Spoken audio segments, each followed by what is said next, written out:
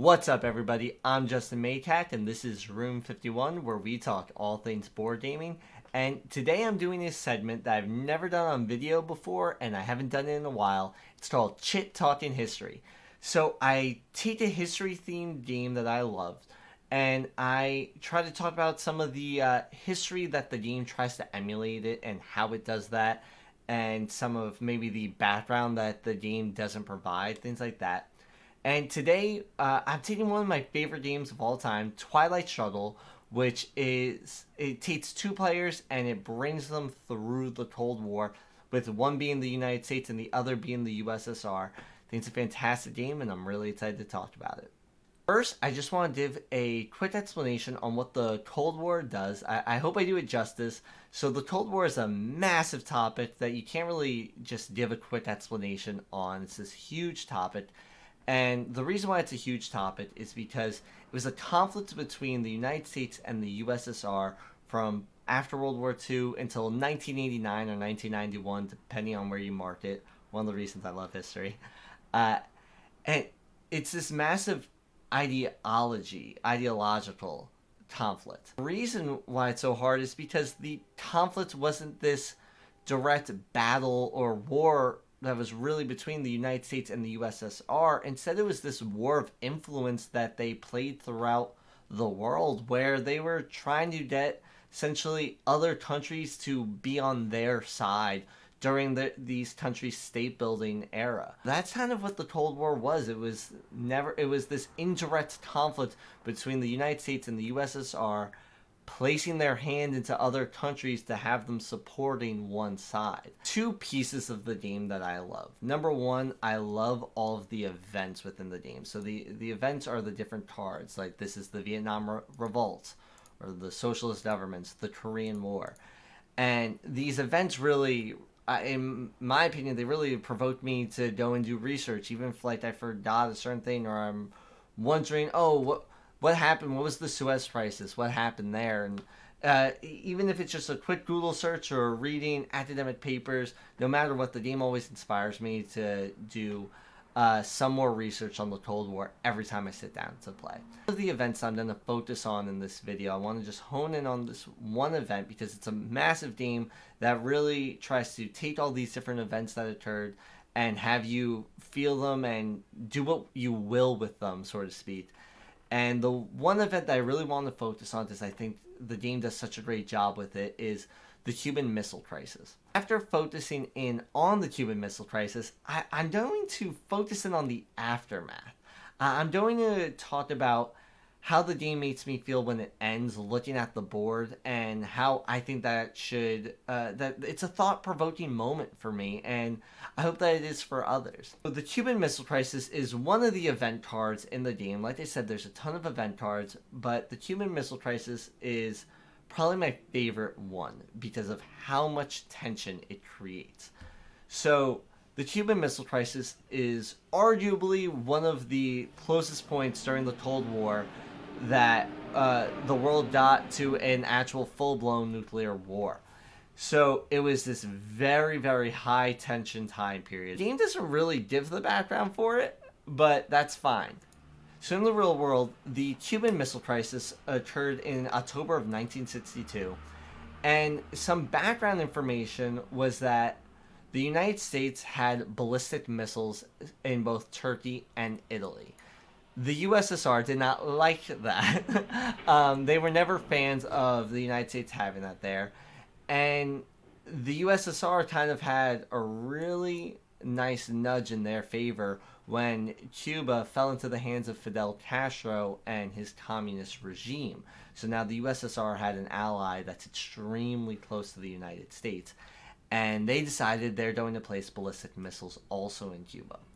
Once the United States got a whiff of that, all hell kind of broke loose, just in terms of tension. So it wasn't, all hell broke loose in the sense of a full armed conflict. It was more just this incredibly tense moment of who knows what the outcome's going to be here? Who knows what's going to actually happen? And the way the game emulates that is whoever plays the Cuban Missile Crisis, Defcon now immediately goes down to 2. So when Defcon's at 2, anything else that pushes it down one notch further will bring it into a nuclear war, and who's ever the facing player loses the game. Also, whoever plays it, their opponent now can no longer do any coup attempts, so it also really limits what they're allowed to do.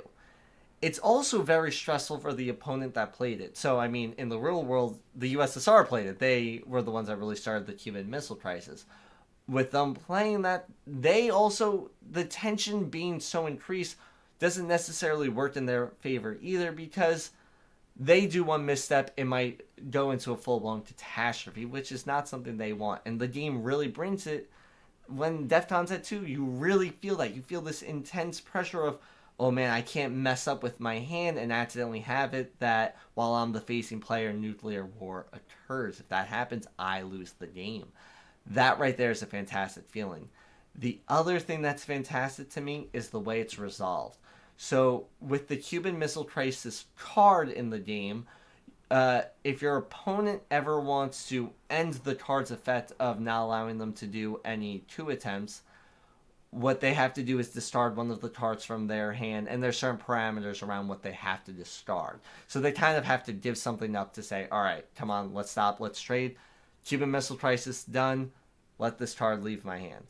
In the real world, what essentially happened was the United States agreed to pull their missiles out of Turkey. I believe they also agreed to pull it out of Italy, but I don't know if they ever actually did. That might not have actually been part of the agreement, I forget. Right there's a really fun piece to kind of research already. But that's how it was resolved in the real world, and I love that's how the game emulates it. They really took this massive point in the Cold War, and I feel like brought it to life within this game and have the two players really feel that intensity. Absolutely love that. It's my favorite card in the game.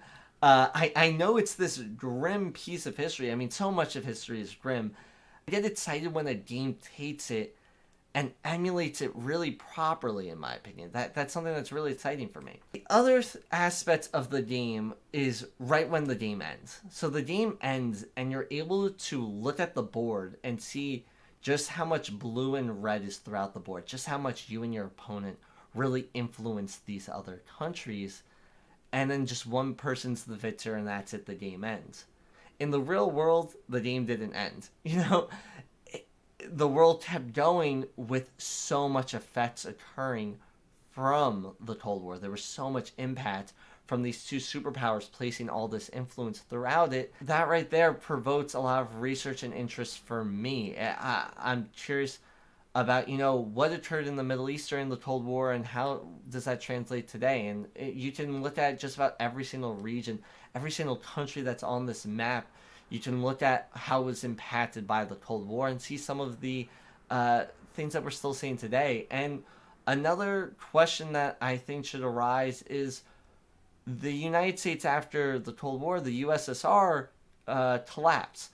The United States then reigned as the sole superpower, but it had so many years of this clear foreign policy of containment, of being anti-USSR. Well, now there is no more USSR. What's the new United States foreign policy? What's it supposed to do now? And that right there is an important research question, in my opinion. So thank you so much. Let me know what are some of your favorite parts of Twilight Struggle or other history games that you think really took aspects of history and emulated it well. What are some things in Twilight Struggle that maybe you think Twilight Struggle missed? Something that Twilight Struggle should have had but didn't. So yeah, let me know in the comments below. If you'd like to join in the discussion on any of our social media, we're on Instagram, Facebook, and Twitter at This Is Room 51. You can also check out our podcast, Room 51, on Anchor, Spotify, Google, Apple, whatever. All those things, we're on it. You can also check out our Redbubble. We have some merch where we sell t-shirts, mugs, all that stuff with our logos and designs and whatnot. All that is linked down below. And until next time, thank you so much. And this has been Room 51.